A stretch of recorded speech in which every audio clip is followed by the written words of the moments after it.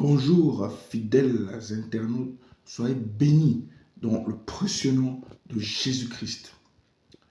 Le thème de mon message est « À quoi ressemblent nos vies ?» Nos vies sont faites d'épreuves, nos vies sont faites de découragements. Satan voudrait nous détourner de Dieu. Il m'était arrivé de lire un jour un article qui était marqué, une information de l'actualité qui disait: dans un article publié le 20 juillet, la Cour des comptes confirme les inquiétudes du Sénat sur la sécurité des Jeux Olympiques de Paris 2024.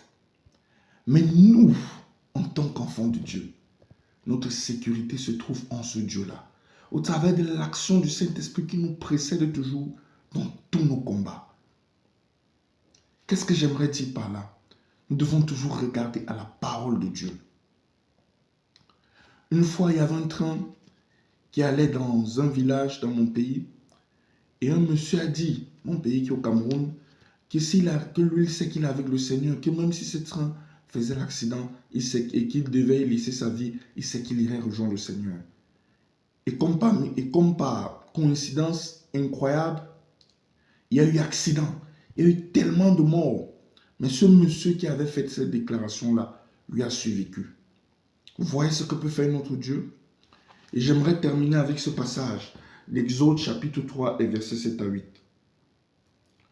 L'Éternel dit: j'ai vu la souffrance de mon peuple qui est en Égypte et j'ai entendu les cris qu'il pousse devant ses oppresseurs. Oui, je connais ses douleurs.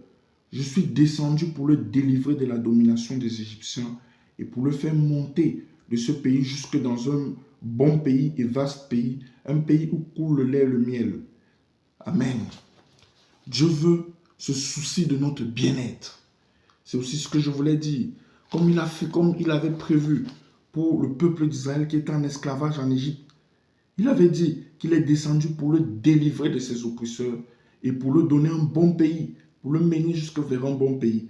Un pays où coule le lait et le miel. C'est le message que je voulais encore vous transmettre aujourd'hui. Que Dieu vous bénisse tous et toutes. Shalom.